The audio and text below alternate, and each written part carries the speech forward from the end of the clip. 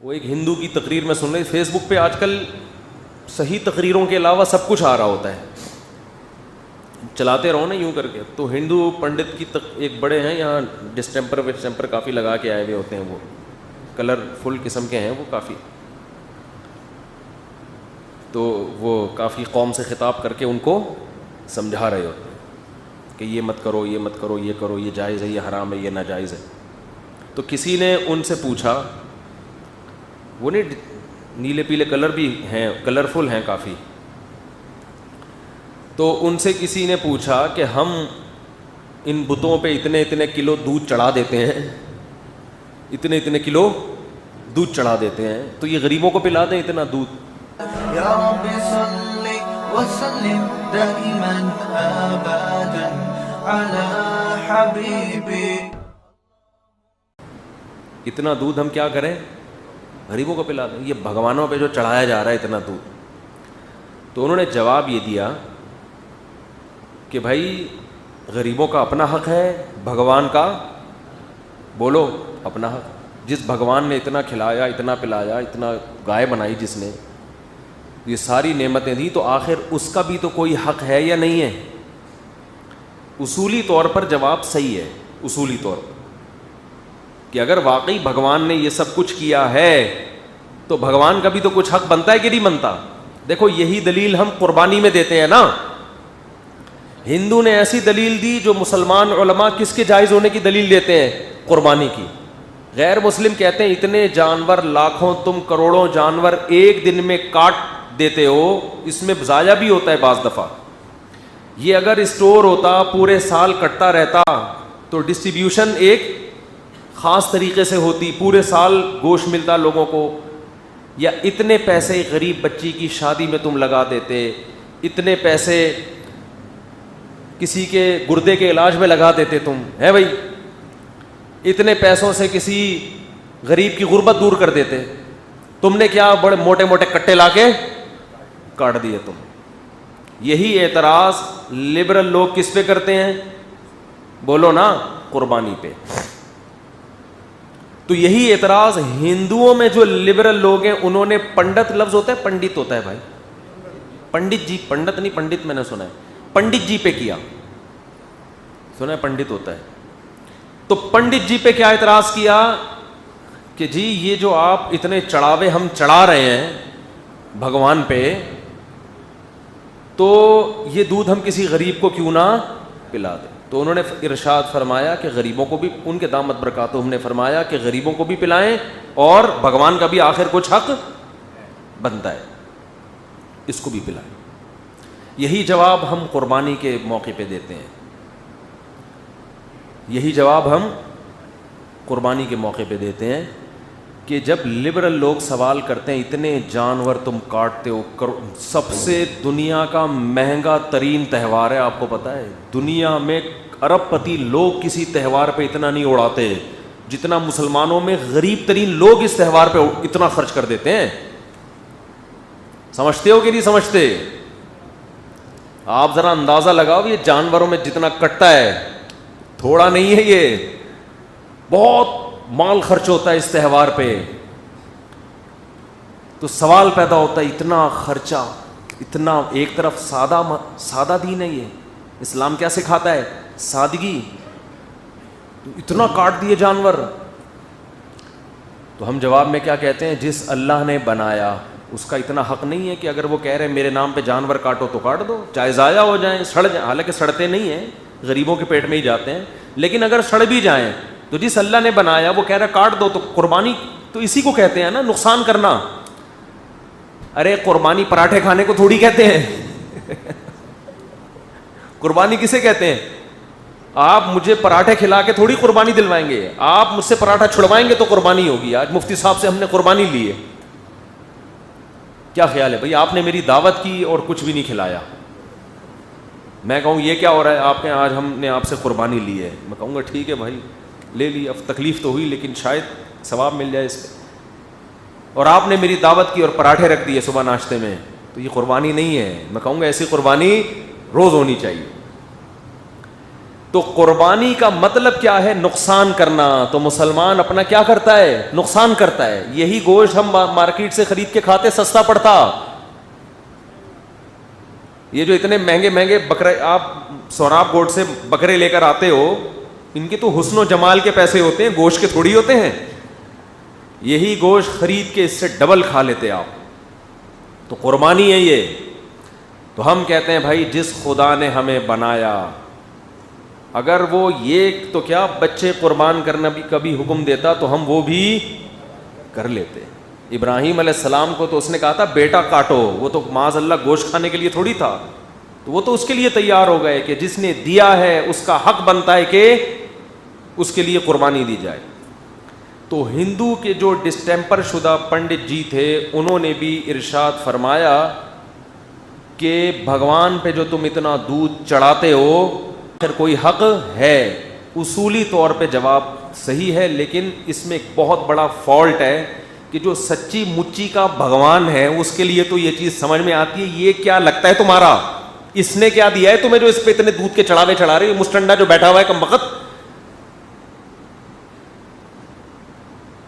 وہ جو بھائی مندروں میں جا کے اس پہ چڑھا رہے ہیں نا, وہ جو بنا ہوا ہے, اس نے کون سے احسانات کیے؟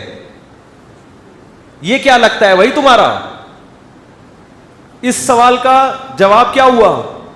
نہ سوال کرنے والا یہ سوال کر رہا ہے, وہ بھی پی گیا سوال کو, اور جواب دینے والا بھی اس کو بولتے کیوں نہیں, پی گیا. قرآن یہی تو دلیل دیتا ہے کہ پہلے بھگوان ہونا تو ثابت کرو, خدا ہونا, اللہ ہونا, گاڈ ہونا تو ثابت کرو. اس کا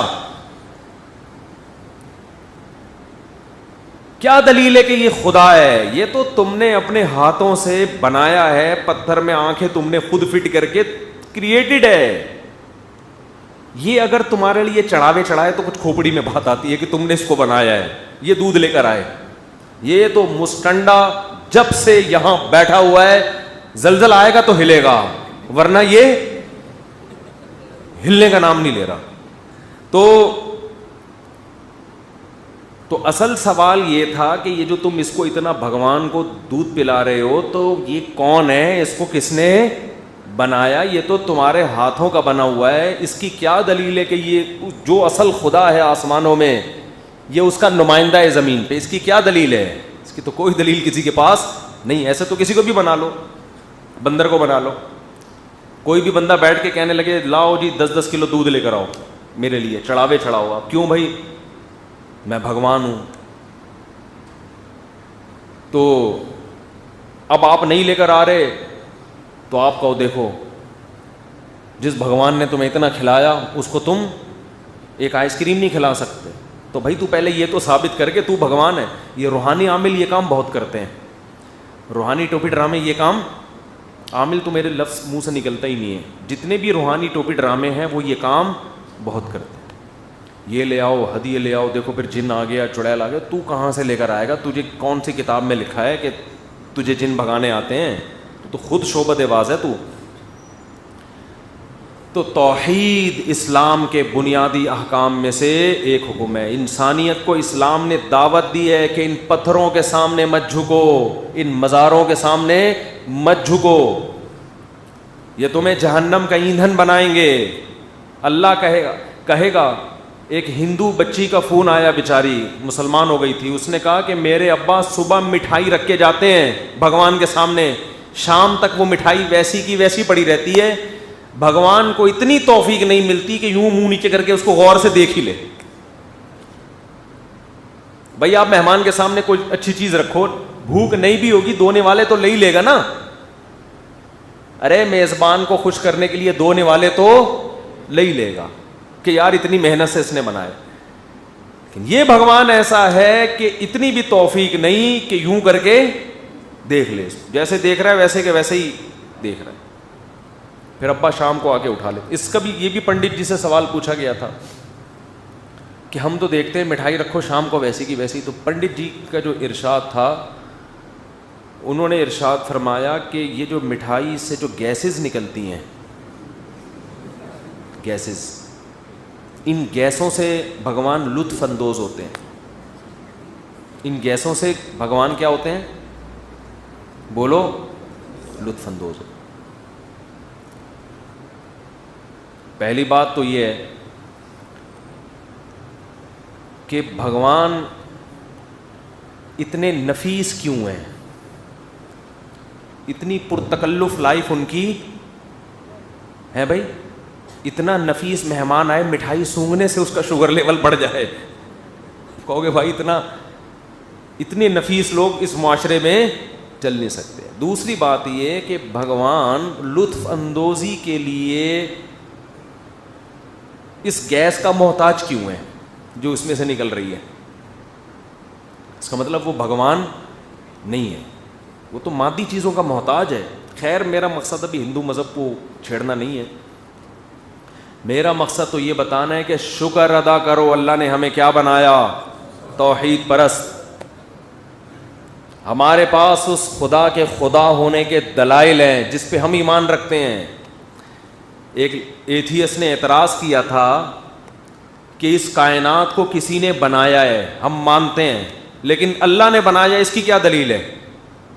سمجھتے ہو بھائی یہ کائنات کا کوئی نہ کوئی بنانے والا ہے, مگر وہ بنانے والا اللہ ہے, اور اس نے قرآن نازل کیا, اور وہ کہتا ہے جمعے کی نماز پڑھو, اور وہ کہتا ہے روزے رکھو, اور وہ کہتا ہے داڑھی رکھو, اور وہ کہتا ہے یہ زنا سے بچو, اور یہ کرو اور وہ کرو. اس کی کیا دلیل ہے؟ بس وہ اللہ ہے, ہمیں کیا پتا کون ہے وہ, یہ تو مولویوں نے بتا دیا وہ اللہ ہے, عرش پہ بیٹھا ہوا ہے, اور یہ کہہ رہا ہے اور یہ کہہ رہا ہے. یہ تو ان کی بنائی ہوئی باتیں ہیں. سوال نہیں سمجھ میں آ رہا, میرا خیال ہے اس کا جواب یہ ہے کہ آپ کا والا جو اللہ ہے نا, جس کو آپ گاڈ کہہ رہے ہو, وہ مارکیٹ سے کیا ہے؟ شارٹ ہے. جو چیز مارکیٹ سے شارٹ ہوتی ہے اس پہ ایمان نہیں لایا جاتا. ہم اس اللہ پہ ایمان لائیں گے جس کا بندوں سے لنک ہے, جس نے موسیٰ کو کلیم اللہ بنایا, عیسیٰ کو روح اللہ بنایا, جس نے نوح کو صفی اللہ بنایا, نجی اللہ بنایا, آدم کو صفی اللہ بنایا, جس نے پیغمبر بھیجے, جس نے تورات نازل کی, جس نے انجیل نازل کی, جس نے قرآن نازل کیا, جس نے زبور نازل کی, جو بتاتا ہے کیا صحیح ہے اور کیا غلط ہے, جس نے ہمیں بتایا کہ میری عبادت ایسے کرو گے تو ہوگی ورنہ نہیں ہوگی, جس نے بتایا کہ زنا بری چیز ہے, جس نے بتایا کہ نکاح اچھی چیز ہے, جس نے بتایا کہ ماں باپ کا احترام کرنا ہے, جس نے بتایا کہ مر جاؤ گے تو بچوں کو وراثت میں اتنا حصہ ملے گا, بیوی کو اتنا حصہ ملے گا, ماں باپ کو اتنا حصہ ملے گا, جس نے بتایا کہ نکاح میں داخل کیسے ہوتے ہیں, نکاح ختم کیسے ہوتا ہے, جس نے بتایا کہ تجارت میں سود حرام ہے, جوا حرام ہے, غرر حرام ہے, جس نے بتایا کہ حلال تجارت کیا ہوتی ہے, حرام تجارت کیا ہوتی ہے. تو جو خدا بندوں سے جس کا رابطہ ہوگا ہم اس پہ ایمان لائیں گے, جس کا بندوں سے کنیکشن ہی نہیں ہے. تو جب معاذ اللہ جھوٹا خدا جب ہم سے رابطہ کر رہا ہے تو سچی مچی والا آ کیوں نہیں رہا درمیان میں؟ نہیں آئی بات میرا خیال ہے. اللہ نہ کرے بالفرض بفرض محال ہمارا جو اللہ ہے وہ نہیں ہے, وہ معاذ اللہ ہمارا بنایا ہوا ہے. تو 1 ارب 22 کروڑ لوگ تو اسی اللہ پہ ایمان لائے ہیں, اسی کی عبادت کر رہے ہیں. تو جو آپ کا والا اللہ ہے جو سچی مچی کا ہے وہ خاموش کیوں بیٹھا ہوا ہے اب تک؟ اگر وہ قیامت میں ہم سے پوچھے گا تم غلط اللہ پہ ایمان لائے, تو ہم کہیں گے آپ صحیح والے تھے, آپ بتا دیتے کہ وہ غلط ہیں. کیا خیال ہے؟ نہیں آ رہی سمجھ میں؟ ہم آپ پہ ایمان لے آتے. ہم ایسے گونگے بہرے خدا پر ایمان نہیں لا سکتے جو دنیا میں سب کچھ ہوتا دیکھ رہا ہے مگر چپ کر کے بیٹھا ہوا ہے. ہم ایسے خدا پر ایمان لائیں گے جس نے موسیٰ کو کوہ طور پہ بلا کے اس سے کلام کیا, جس نے داؤد کو زمین میں سلطنت دی, جس نے سلیمان کو بادشاہت دی, جس نے محمد صلی اللہ علیہ وسلم کو آخری نبی بنایا, جو اپنے بندوں سے غافل نہیں ہے, آدم سے لے کے محمد صلی اللہ علیہ وسلم تک جس نے 1.25 لاکھ پیغمبر بھیجے, جو آج بھی جاگتا ہے, الحی القیوم جاگتا ہے, زندہ ہے اور ہر چیز کو تھامے ہوئے. امن یجیب المضطر اذا دعا, ہم اس خدا کو مانتے ہیں کہ جب ہم اپنے ہاتھ اٹھا کے اس کو پکارتے ہیں تو وہ ہماری پکار کا جواب دیتا ہے. وہ اور جو لبرل لوگ جس خدا کو مانتے ہیں وہ گونگا بہرا اندھا ہے, اس سے تو ہندوؤں کا یہ پتھر کے بنے ہوئے بت زیادہ اچھے ہیں, کم از کم نظر تو آ رہے ہیں. بہت مشکل ہے, بہت مشکل بات سمجھانا, بہت مشکل ہے. مفتی طارق مسعود صاحب کے بیانات سننے کے لیے youtube.com/مفتی طارق مسعود کو سبسکرائب کریں.